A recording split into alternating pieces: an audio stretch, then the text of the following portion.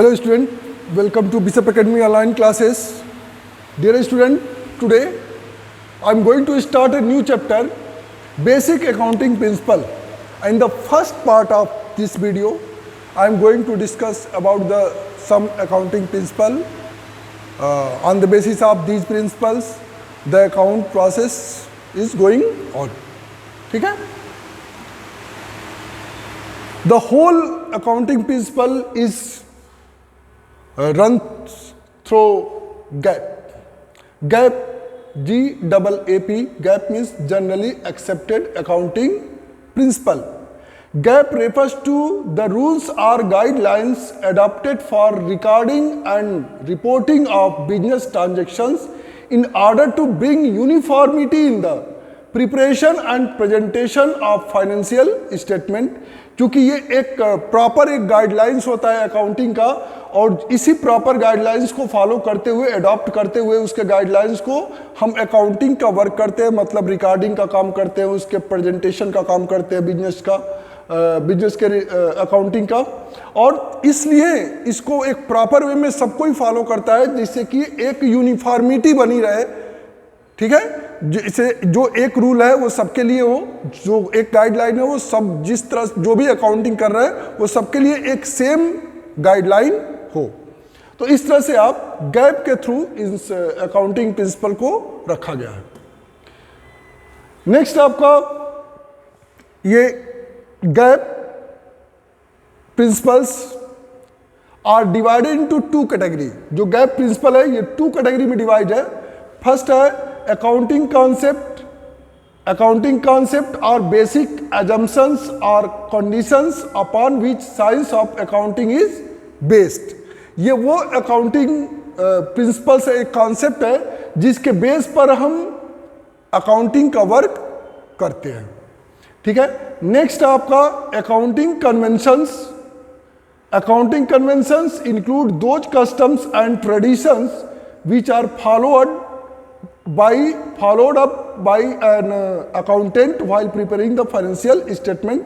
ये कुछ ऐसे कन्वेंशंस है, तो कुछ कंडीशंस है जिनको ट्रेडिशंस है और कुछ कस्टम्स है जिसको accountant preparation of financial accounting में उसको क्या करता है, फॉलो करता है।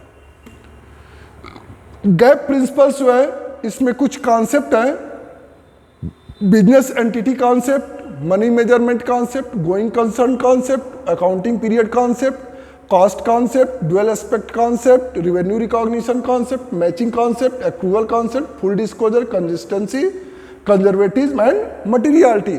ये सारे बेसिक कॉन्सेप्ट को हम आगे के वीडियोस में आपको एक्सप्लेन करेंगे। फर्स्ट हम पढ़ते हैं बेसिक एंटिटी कॉन्सेप्ट। तो मैंने बताया था कि जब भी कोई ओनर बिजनेस स्टार्ट करता है तो उसका जो पर्सनल प्रॉपर्टी है, उस पर्सनल प्रॉपर्टी से उसके बिजनेस की प्रॉपर्टी को क्या किया जाता है, सेपरेट किया जाता है, अलग हो जाता है वो। यानी this concept assume that owners and business are two different entities.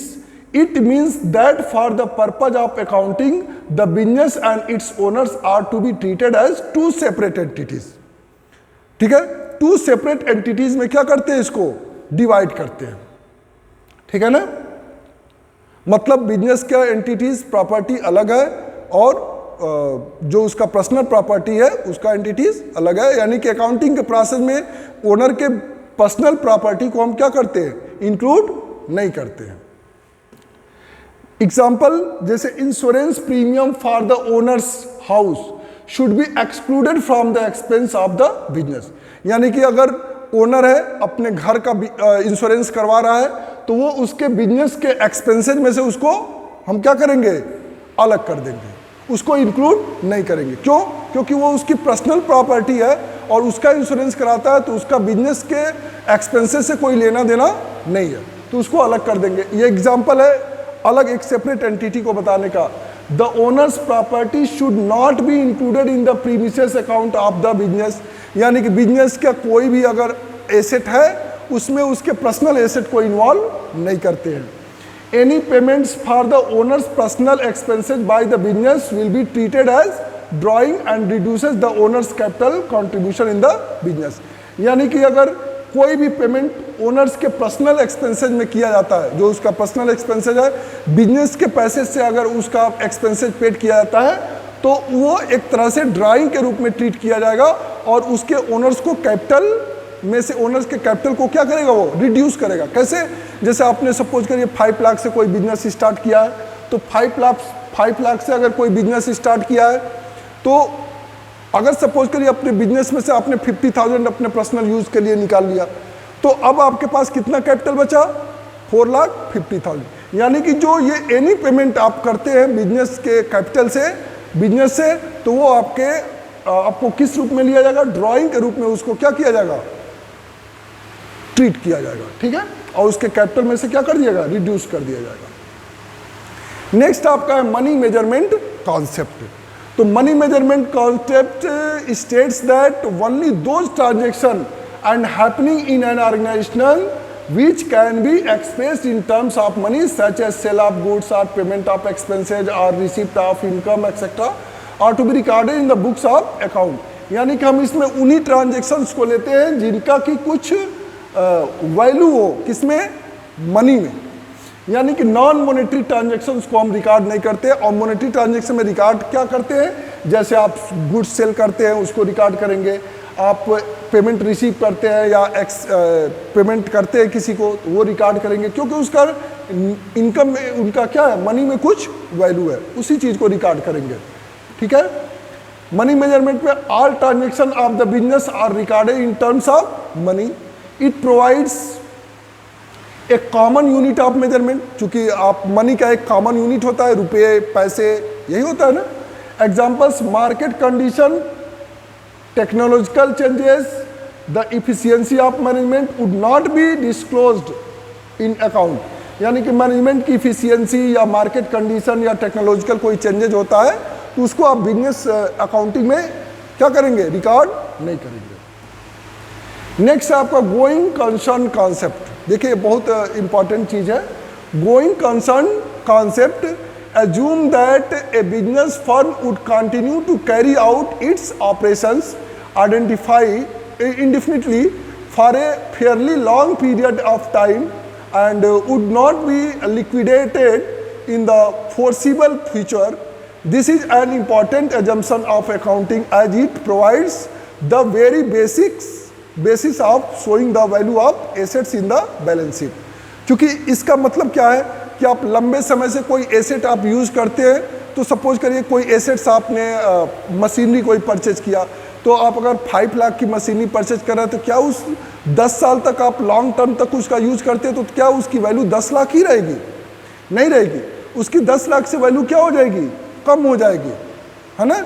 जब कम हो जाएगी तो उसका एक एक्चुअल वैल्यू को रिकॉर्ड करना जरूरी है, और जो वैल्यू का डिफरेंस जो हो रहा है वो उसको एज ए डिप्रेसिएशन के रूप में क्या करेंगे? आप ट्रेस करेंगे, ट्रीट करेंगे, ठीक है। तो ये गोइंग टू कंसर्न कॉन्सेप्ट का है, यानी कि एक्चुअल वैल्यू आप पर ईयर रिकॉर्ड करते हैं। एग्जाम्पल देख लीजिए: expenses incurred but not yet paid in the current period should not be treated as accrued expenses under current liabilities. Expenses incurred जैसे कुछ आउटस्टैंडिंग एक्सपेंसेज होते हैं, कुछ इनकम रिसीव्ड इन एडवांस होते हैं, कुछ आपके प्रीपेड एक्सपेंसेज होते हैं जैसे कोई एडवांस पेड किए रहते हैं। तो इस तरह के कुछ एक्सपेंसेज होते हैं जिसको आप क्या करते हैं? रिकॉर्ड करना पड़ता है गोइंग टू कंसर्न के लिए, ठीक है ना। This concept facilitate preparation of financial statement. इसलिए आपको फाइनेंशियल स्टेटमेंट के प्रिपरेशन में आपको क्या करता है? हेल्प करता है। On the basis of this concept depreciation is charge on fix asset. यानी कि इस कॉन्सेप्ट के अकॉर्डिंग क्या है कि आप एसेट पर क्या चार्ज करेंगे? डिप्रेसिएशन, एक पर्टिकुलर रेट ऑफ परसेंटेज से आप क्या करेंगे? डिप्रेसिएशन चार्ज करेंगे। It is of great help in investors because it assures them that they will continue to get income on their investment. इससे क्या पता चलता है कि जो इन्वेस्टर्स होते हैं उनको एक्चुअल में कितना उनको अपने इन्वेस्टमेंट में कितना रिटर्न मिलेगा, उनको क्या होता है? पता रहता है। In the absence of this concept, the cost of fixed asset will be treated as an expenses in the year of its purchase। यानी कि अगर इस तरह से अगर आप डिप्रेसिएशन नहीं चार्ज करते तो उसका जो एसेट डिक्रीज होगा उसको एज ए एक्सपेंसेस के रूप में आपको ट्रीट करना पड़ेगा। A business is judged for its capacity to earn profits in the future. और आप जब डिप्रिसिएशन चार्ज करते रहेंगे, एसेट की वैल्यू रिकॉर्ड करते रहेंगे कि पर ईयर उस एसेट की एक्चुअल वैल्यू कितनी है, तो इससे क्या होता है, बिजनेस का एक्चुअल वैल्यू पता चलता है और वो बिजनेस जज किया जा सकता है कि उसकी कैपेसिटी कितनी है, इन फ्यूचर वो कितना प्रॉफिट अर्न कर सकता है। Prepaid expenses shown on asset side of the balance sheet. Prepaid जो एक्सपेंसेस होते हैं, प्रीपेड एक्सपेंसेस का मतलब पेड इन एडवांस, ठीक है, for a long time. Thank you, have a nice day. If you have any confusion, then you may ask questions on Google Classroom.